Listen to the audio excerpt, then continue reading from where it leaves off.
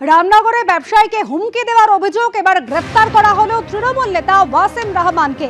ক্লাবের অনুষ্ঠান চলছিল আর সেই অনুষ্ঠান মঞ্চ থেকে স্থানীয় ব্যবসায়ীর পা ভেঙে দেওয়ার হুমকি দেন, সেই ভিডিও ভাইরাল হয়েছে। রাখবো আপনাদের সামনে।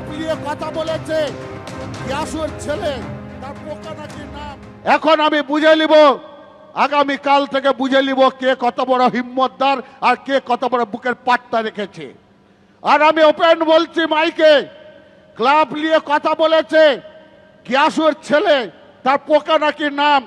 সে যেদিনকে বাড়ি আসবে, সোনালী সঙ্গ তার যদি ঘরে আগুন বা তার ঠ্যাং না ভেঙে দিতে পারে, তাহলে আমি এই মাইকে বলে দিয়ে যাচ্ছি, তাহলে আমি এই মান্দাপুর গ্রামে আমি সোনালী সঙ্গের নাম লিব না, মুছে দিব। সে যেদিনকে আসবে সেই দিনকে তার ঘরে তার ঠ্যাং যদি না ভেঙে দিতে পারি, আমি ওপেন মাইকে বলছি, ওপেন লাইভে বলছি, তাকে প্রমাণ দিতে যদি না পারে, প্রমাণ যদি দিতে না পারে, তাহলে তার যদি ঠ্যাং না ভেঙে তাকে ঘরে বসতে দিই, সে কত বড় পান্ডা, কত বড় বিদেশে থাকে, কত টাকার মালিক হয়েছে, সে মালিক দেখা যাবে। তো আমি আর বেশি কথা। ক্লাব সম্পর্কে কথা বলার জন্য স্থানীয় ব্যবসায়ীর পা ভেঙে দেওয়ার হুমকি দিচ্ছেন এই তৃণমূল নেতা, যার পরিপ্রেক্ষিতে তাকে গ্রেফতার করা হয়েছে। রামনগর ২ নম্বর ব্লকের পঞ্চায়েত সভাপতি ওয়াসিম রহমান, তাকে গ্রেফতার করা হয়েছে। ক্লাবের চাঁদা নিয়ে বিবাদের জের এবং তার জেরেই তিনি হুমকি দিয়েছেন, এবং সেটাও প্রকাশ্যে অনুষ্ঠান মঞ্চে দাঁড়িয়ে। রামনগর থানায় অভিযোগ দায়ের করেছিলেন ব্যবসায়ীর স্ত্রী, সেই পরিপ্রেক্ষিতে গ্রেফতার।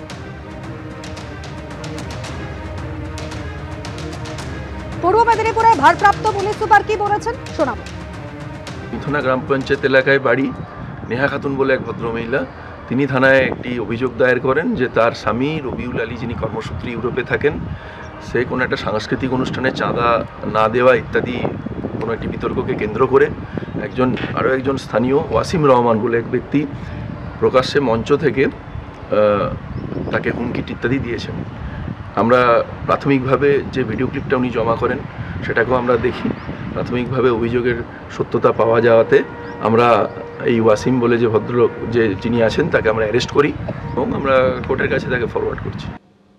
আর এবার বনগাঁর এক তৃণমূল নেতার বক্তব্য শোনাই। দলীয় সভায় বাস পাঠালে লোক হয় না, বাস ফেরত আসে, ঠিক মতো টাকাও পাওয়া যায় না, এমনই মন্তব্য করছেন বনগাঁর এই তৃণমূল নেতা।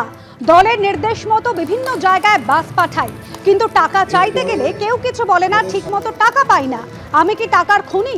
মন্তব্য তুলেছেন বনগাঁর এই তৃণমূল নেতা। অমুক জায়গায় পাঠাও, অমুক জায়গায় পাঠাও, পাঠালে দেখা যায় হয়তো বাস পাঠালাম, টাকা তো দূরের কথা, সেখান থেকে লোক নেই, বাস ফেরত আসছে।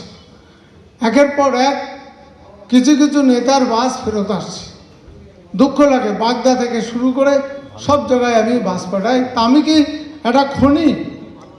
আমি তো ট্রেড ইউনিয়ন করি, টাকাটা কোথায় পাবো তাদের একবার ভাবতে হবে না? বাসটা কি এমনি এমনি যায়? মালিকরা তো কদিন পরে আমাকে পিটাবে, যদি বাস ভাড়া না দিয়ে আমাকে পিটাবে। আগামী 19 তারিখ বারাসাতে সভা রয়েছে অভিষেক বন্দ্যোপাধ্যায়, আর সেই প্রস্তুতি সভায় এমরে মন্তব্য করতে শোনা গেল তৃণমূল কংগ্রেসের শ্রমিক সংগঠনের সভাপতি নারায়ণ ঘোষকে। তিনি প্রশ্ন করছেন যে টাকা না পাঠালে বাস মালিকদের কিভাবে ভাড়া দেব? টাকা চাইতে গেলে কেউ কিছু বলে না, ঠিক মতো টাকা পান না, এমনই অভিযোগ করছেন বনগাঁর এই তৃণমূল নেতা। এরপরে আমাদের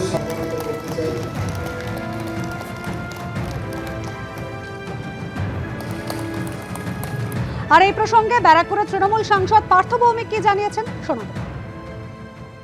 না, আমাদের তৃণমূলের নিয়মিত তাই, আমরা যারা দল করি নিজেরা পকেটের চাঁদা দিয়ে গাড়ির ভাড়া দিই।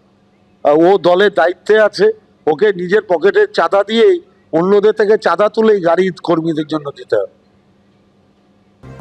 আইপ্যাকের কর্ণধার তার বাড়ি এবং অফিসে বৃহস্পতিবার ইডি তল্লাশিতে একেবারে তুলকালাম কাণ্ড। আর এবার সুপ্রিম কোর্টে গেল ইডি। জোড়া পিটিশন দায়ের করা হয়েছে, একটি পিটিশন দাখিল করা হয়েছে ইডির তরফে, অন্য পিটিশন দাখিল করেছেন ইডির 3 জন অফিসার। আমাদের প্রতিনিধি বিজেন্দ্র সিংহ সরাসরি রয়েছেন আমাদের সঙ্গে। বিজেন্দ্র, এবার সর্বোচ্চ আদালতে ইডি জোড়া পিটিশন দায়ের হলো। হ্যাঁ দেখো, দুটো পিটিশন যেটা এনফোর্সমেন্ট ডিরেক্টরেট ফাইল করেছে সেটাতে প্রথমটা ইডি তরফ থেকে করা হয়েছে এবং দ্বিতীয় হলো যারা এই 3 অফিসার যারা সেদিন আইপ্যাকের দপ্তরে এবং প্রত্যেকজনের বাড়িতে রেড করতে গেছিলেন তাদের নামে করা হয়েছে। প্রথম পিটিশনে ইডি জানিয়েছে তাদের মধ্যে 7 জনকে রেসপন্ডেন্ট করা হয়েছে, যার মধ্যে রাজ্য সরকার রয়েছে, মমতা বন্দ্যোপাধ্যায় মুখ্যমন্ত্রী তার নাম রয়েছে, রাজীব কুমার রয়েছেন DGP, Kolkata police commissioner Manoj Kumar বর্মাকে পার্টি করা হয়েছে, প্রিয়ব্রত রায় যিনি ডিসিপি সাউথ কলকাতার তাকে পার্টি করা হয়েছে এবং রেসপন্ডেন্ট হিসাবে সিবিআইকেও করা হয়েছে, যেহেতু তাদের পিটিশনের মধ্যে সিবিআই তদন্তের দাবি করা হয়েছে।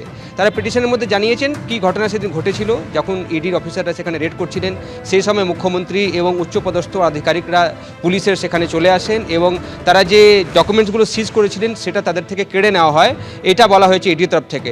তারা এটাও বলেন কি ইডি অফিসারদেরকে ভয় দেখানোর জন্য সেখানে পুলিশ এফআইআরও করেছে তাদের বিরুদ্ধে।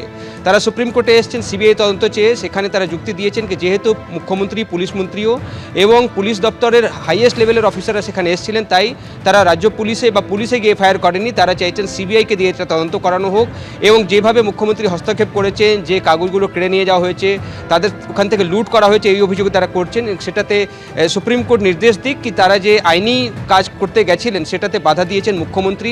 তারা এই বিগত উদাহরণগুলো কিছু দিয়েছেন যেটা তারা বলছেন কি এর আগেও এই ধরনের ঘটনা ঘটেছে, ভবিষ্যতে এই ধরনের ঘটনা যা না ঘটে সুপ্রিম কোর্ট হস্তক্ষেপ করুক এবং যেটা যে কাণ্ডটা হয়েছে সেটাকে তারা চাইছেন কি সিবিআই দিয়ে তদন্ত করানো হোক, যেহেতু রাজ্য পুলিশও এখানে অভিযুক্ত রয়েছে, তাদের কাছে পুলিশ মন্ত্রী এবং মমতা বন্দ্যোপাধ্যায়ের বিরুদ্ধে তাদের অভিযোগগুলো রয়েছে, তাই সিবিআই দিয়ে তদন্ত করানো হোক। আজকে মেনশন হয়নি, মনে করা হচ্ছে হয়তো আগামীকাল সকালে মেনশন করবে ইডি তরফ থেকে। আইনজীবীরা তারা চাইবেন দ্রুত শুনানির জন্য, কেন কি কলকাতা হাইকোর্টে ইতিমধ্যে এই কেস পেন্ডিং রয়েছে যেখানে 14 তারিখের ডেট পড়ে রয়েছে। তবে যেহেতু জোড়া মামলা নিয়ে এখন সুপ্রিম কোর্টে এসছে ইডি, তারা চাইবেন সুপ্রিম কোর্টে দ্বারস্থ হয়ে এখান থেকে কোনো নির্দেশ যাক সিবিআই তদন্তের জন্য। আজকে মেনশনিং হয়নি, এখন 4টের সময় যখন কোর্ট বসবে তখন তারা মেনশন করছেন, না আগামীকাল সকালে মেনশন করবেন সেটা দেখার বিষয়। কিন্তু যেহেতু রাজ্য সরকার আগে থেকে ক্যাবিনেট ফাইল করে রেখেছে, তাদেরই বক্তব্য কোর্ট শুনবে কোনো ইন্টারিম অর্ডার পাস করার আগে। ধন্যবাদ বিজেন্দ্র। এবিপি আনন্দ, এগিয়ে থাকে, এগিয়ে রাখে।